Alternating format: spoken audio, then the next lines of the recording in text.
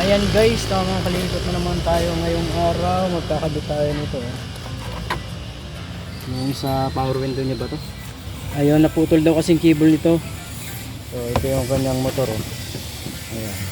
Ito yung nagpapagana para tumaas babay sa lamin niya. So ikakabit ko to, babaklasin ko ngayon to. Binalik lang muna nila to sa samantalanan. Yung mga nagbaklas kasi nito, nag-service. May ginawang iba kaya sa atin na muna pinagawa to ng PRP. Dahil wala naman tayong pasok ngayong araw, tayo na ang kakalikot nito. Ayan, babaklasin ko muna to guys.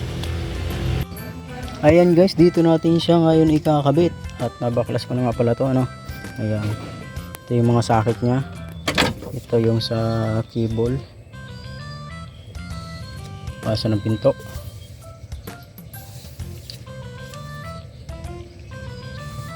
Ito lang ginawa muna nila dito pala, alambre para hindi yung salamin, para hindi bumaba yung salamin. Nilagyan nila ang alambre. Tatanggalin ko na lang to pagka naikabit ko na yon. Ayan, so ikakabit ko muna to ayan, at naikabit na nga natin ayan nakakapari natin kung saan yung mga tinanggal nila. Ayan, so maayos naman yung pagkabalik natin ito. So kinapakatan natin kung saan nila tinanggal, doon din ang pagkaayos ng balik natin. Siyempre ito yung mga lock, yung cable tie na lock nya, mga socket. So susunod ko naman tong salamin para maikabit ko na dito ayan, dito kasi nakakabit yung salamin nya. So ito na ilabas na rin natin.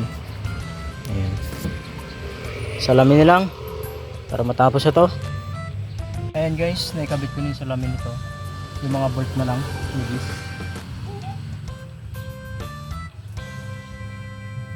Kakabit na natin yung mga bolt nigis na.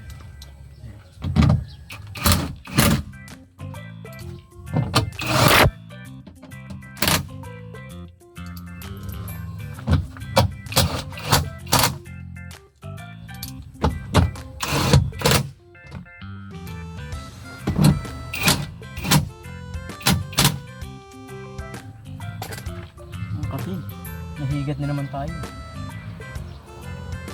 Sunod yung cover.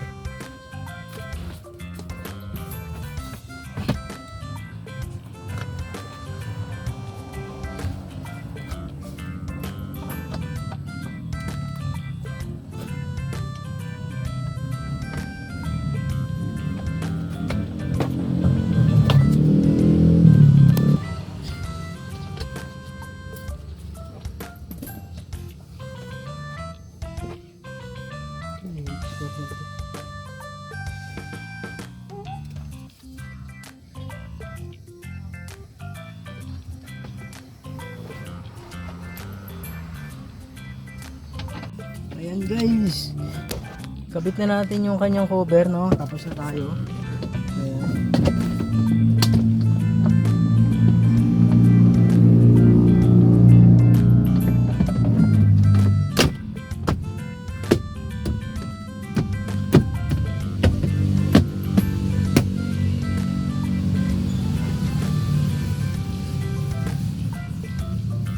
Tapos na.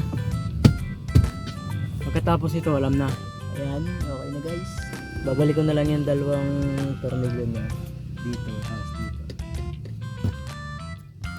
So ayan guys, okay na naikabit ko na lahat. Ayan, cover niya. So siyempre, hindi naman tayo magiging okay kung hindi natin titistingin paano natin masasabing ayos yung gawa natin, hindi natin susubukan to. Ito subukan natin. Ayan. Ito yung salamin pataas baba na yan. Ayan, baba. Okay, taas. Baba. So ayan, alam na. Dahil tapos na to, matik na yan.